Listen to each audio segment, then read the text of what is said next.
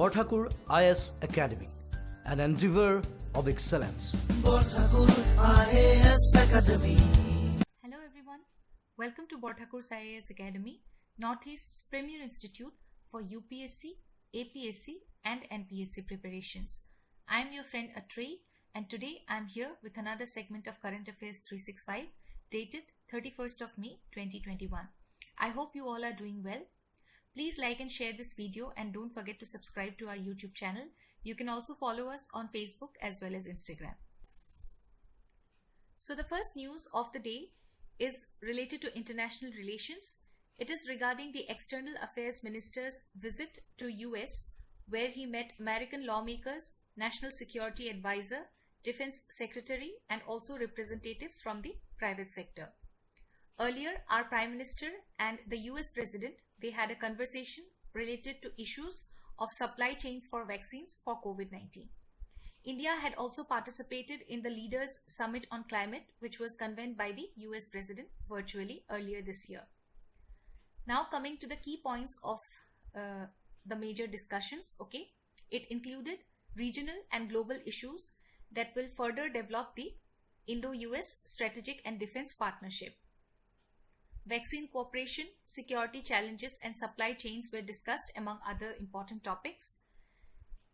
And also it discussed the Global Task Force for Pandemic Response, which is a consortium of 40 companies that was discussed by the US-India Business Council. It will support India's health infrastructure and further ways to continue relief efforts during the COVID-19 pandemic. The US-India Business Council, it was formed in the year 1975 and it initially came up as a business advocacy organization in order to enlighten and encourage the private sectors of both India and US that will enhance the investment flows. India acknowledged the key role which was played by US military to assist India as it battled a devastating wave of COVID-19. Along with that, India also highlighted trade, technology and business cooperation, which are the core of the strategic partnership, and it will be further enhanced for the post-COVID economic recovery. India welcomed US's positive stance on the IPR issue, that is intellectual property rights, and its support for efficient and robust supply chains of vaccines. On the other hand, US claimed the united effort of both the nations in confronting COVID-19 together and also dealing with some other challenges related to climate change, Quad and the institutions and other institutions in the United Nations, which dealt with many challenges of the region and around the world also. The mutual stand of both the nations, it includes people-to-people ties and their shared values for the foundation of a strategic partnership between both the nations. This is helping, this is not just helping in this pandemic period, okay, but it is also supporting a free and open Indo-Pacific relation, which has provided global leadership on climate change as well. Both the nations, they have cooperation among themselves, which has resulted in the delivery of over 500 million USD in relief materials related to state, federal and private sector sources from US to India.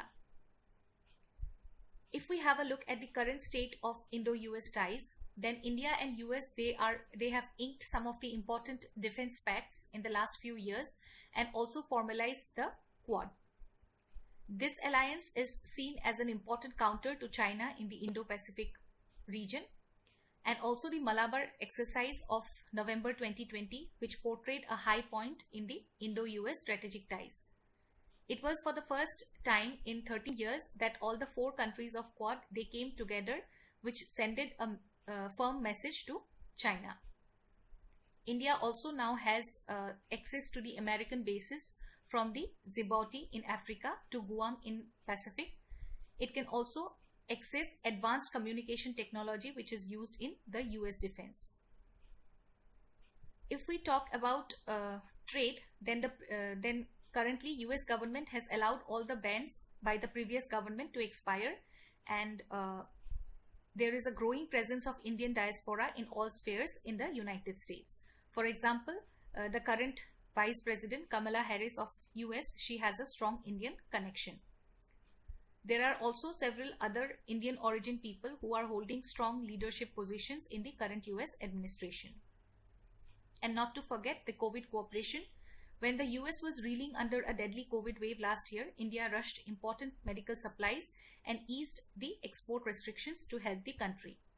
Initially, US showed some hesitancy in returning the favor when India needed it, but US was quick enough to change its stance and rushed supplies to India.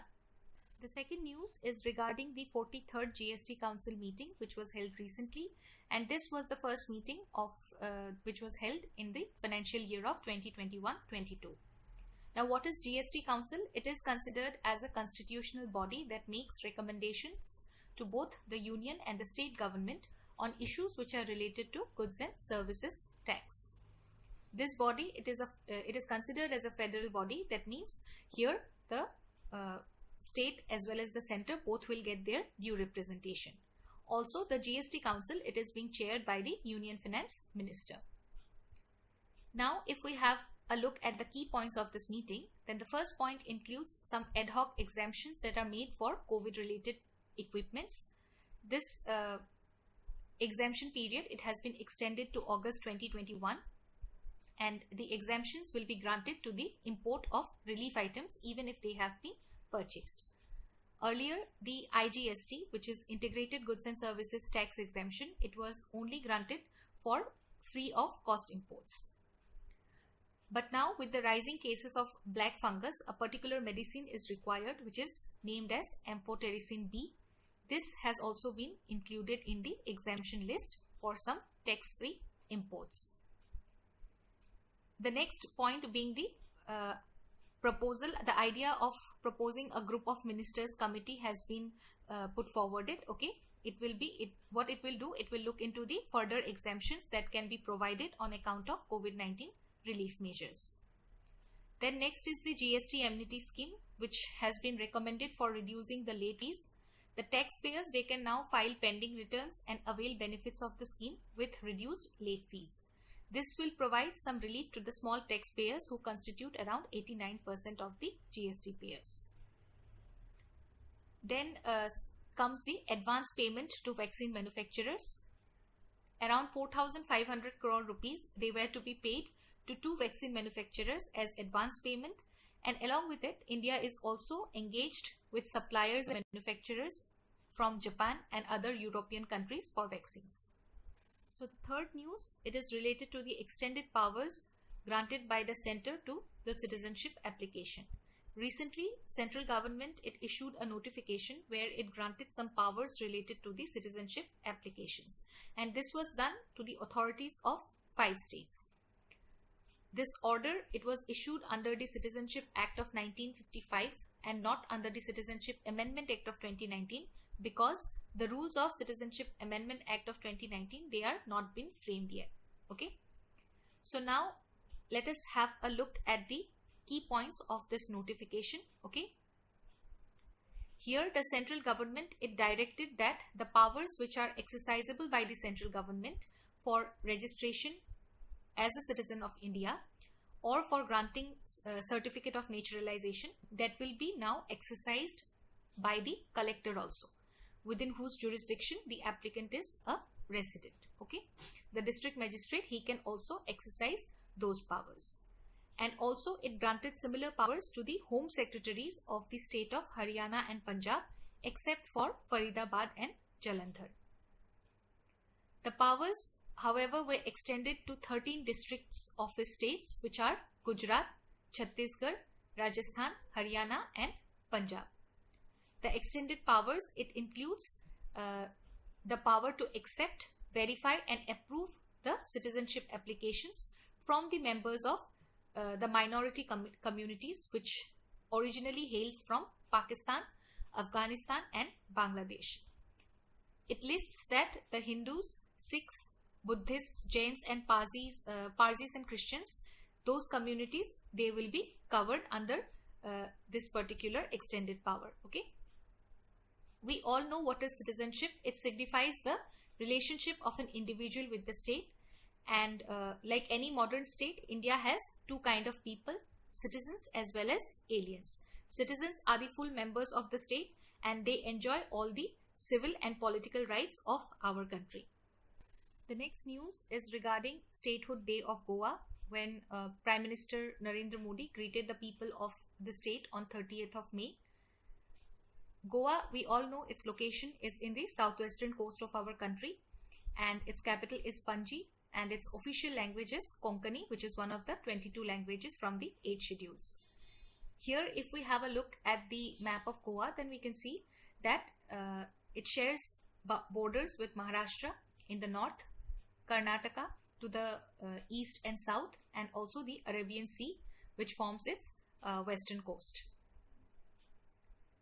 We all know India gained independence on 15th of August 1947, and then it requested the Portuguese to cede their territories.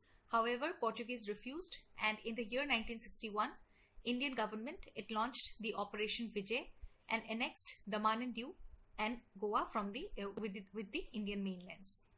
Goa Liberation Day is observed every year on 19th of December.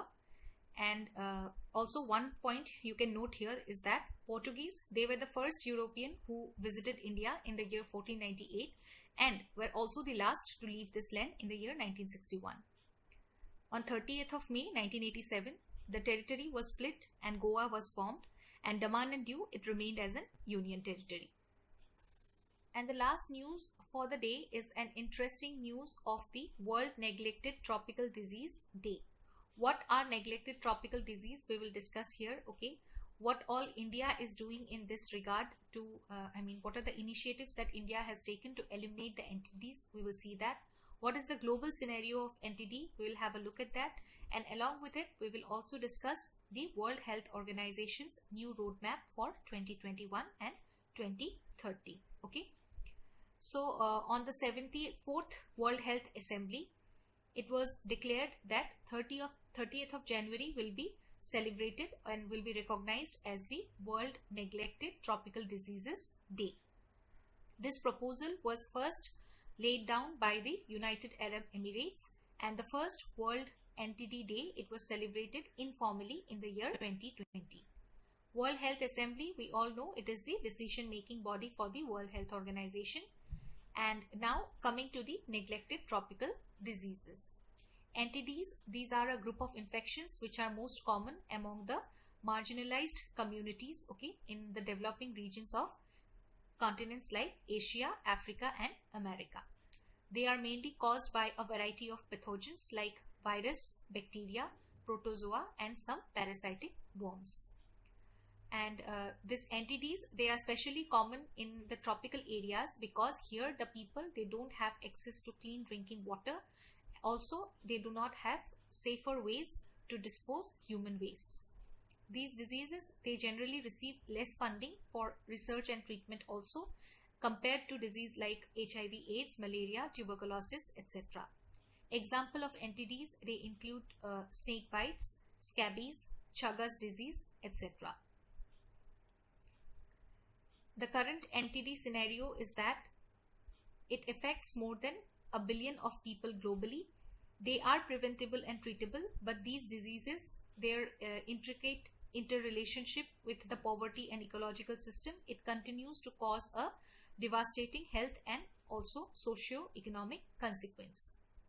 There are around 20 entities that impacts over 1.7 billion people worldwide, and India, it carries the largest burden of at least 11 of these diseases with parasitic illness like the Kala Azar and the lymphatic filariasis. It affects almost millions of people throughout our country, and often the poorest and the most vulnerable. Poorest are the most vulnerable one.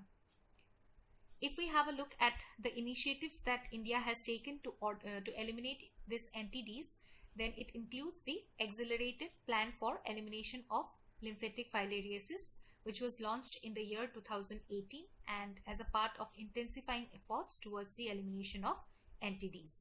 The World Health Organization supported regional alliance established by the Government of India, Bangladesh and Nepal in 2005 was also another step which was taken to expedite the early diagnosis and treatment of the most vulnerable population and improve the disease surveillance to control the Kala Azar disease. India has already eliminated several other entities that includes the trachoma and the yaws. So this was all for today. Thank you so much for watching this video. I hope it was useful for you all. Don't forget to like and share this video and subscribe to our YouTube channel. I'll see you all again tomorrow with another session of Current Affairs 365. Till then, take care. Bye-bye. Borthakur IAS academy প্ৰস্তুতি আৰু অধ্যয়নৰ নিৰ্ভৰযোগ্য ঠিকনা Borthakur IAS Academy